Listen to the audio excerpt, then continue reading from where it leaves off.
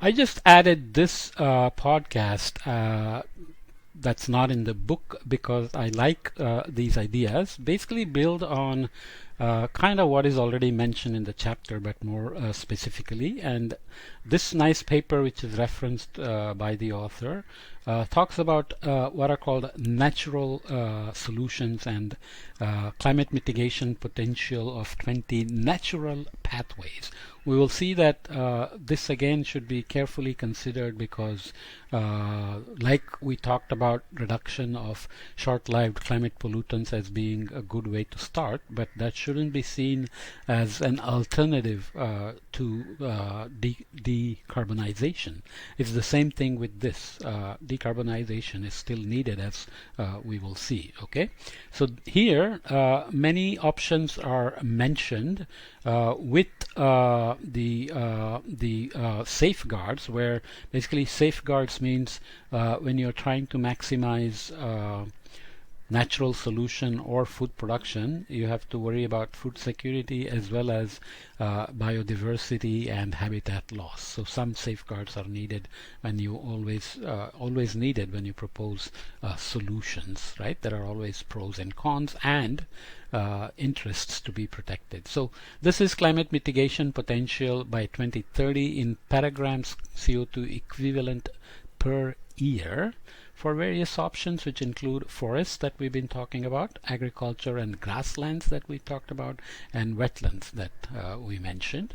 So reforestation, avoided forest conversion, which falls under programs like REDD or reduced emissions from deforestation and forest degradation. Natural forest management, improved plantations, avoided wood fuel, fire management, we mentioned many of these things. These other options also we mentioned, biochar, trees in croplands, agroforestry, grazing management, conservation agriculture, which is a specific term we didn't mention, but it's also an integrated management of cropping, grazing, and so on. Improved rice, we mentioned draining rice fields periodically to reduce methane emissions, for example, in the previous chapter. Wetlands, so coastal restoration, peat restoration, avoided peat impacts in terms of respiration and emission, avoided coastal impacts as well. Okay, I'm running through them basically because this is just something I wanted to include, and you can follow up with this paper here. Very nice paper. So these color scales here are showing how they relate to our global warming targets of 2 degrees or less than 2 degrees. Okay, and other co-benefits include air quality, biodiversity, water quality, and soil organic quality as well.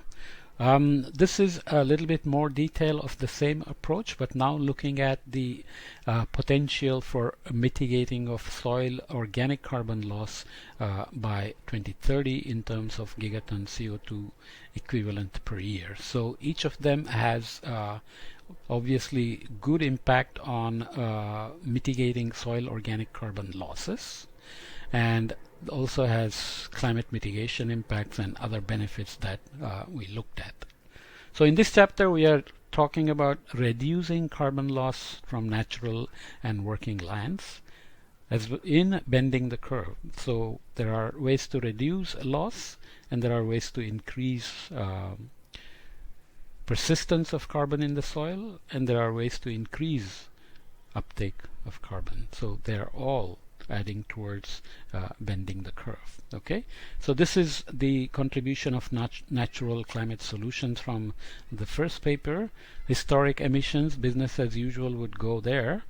Fossil fuel mitigation would give us this, plus the natural climate solutions definitely add a lot to reducing total carbon emissions. Okay, so the 2 degree C pathway is less than 2 degree C pathway is made greatly achievable by natural climate solutions. Obviously, as I mentioned, there are people who caution that mentioning natural climate solutions should not detract from the basic fact that decarbonizing the economy must remain a very critical priority. Natural solutions like forest management do not lessen the need for mitigation from energy and industrial sectors, because many of the especially fossil fuel industries always trying to uh, di- uh, digress attention, distract attention, saying, ooh, natural solutions can work.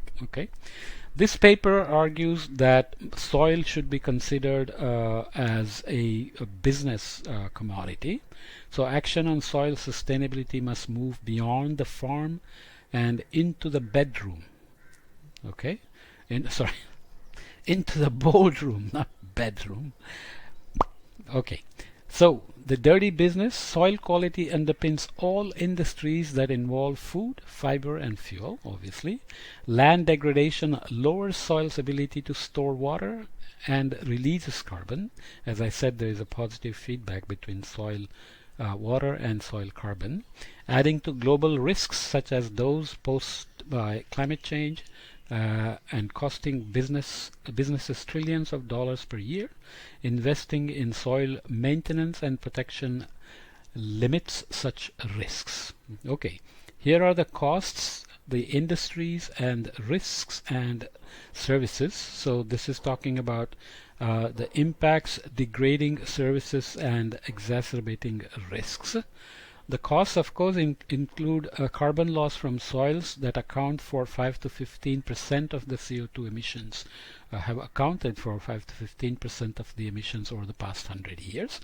We looked at a map of soil degradation globally, for example. Water scarcity and floods cost the global economy 500 billion each year, and India loses several $billions each year now to extreme rain and widespread extreme rains. So deforestation and soil degradation is associated with exacerbating water scarcity and causing floods, especially with increasing extreme rain events. Land degradation costs 4 trillion to 20 trillion each year in lost ecosystem services. This is a kind of a challenge. Actually valuing ecosystem services is kind of theoretically possible, but for people to understand it or to put value on it beyond market value is not easy. We talked about this previously in another podcast. How to put value on non-market commodities, like a standing tree or a forest or a park or a wetland. How do you put a value on it, right?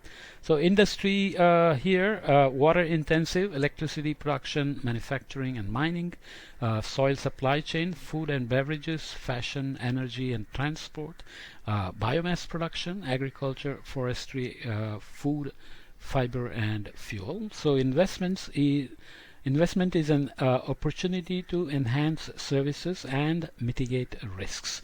And they include carbon, water storage, biomass production. Risks include, of course, climate change, droughts, flooding, and crop failures. Okay, so I hope this podcast adds a little bit of more perspective to the rest of the chapter. But those papers that I used are very nice papers that you can follow up. The course could be for undergraduates, in which case you're not going to read too many papers, but just listening to the ideas of natural climate solutions and some of the caveats that have to be associated with those, and how to govern and deal with soil as a market commodity could be part of the solution as well.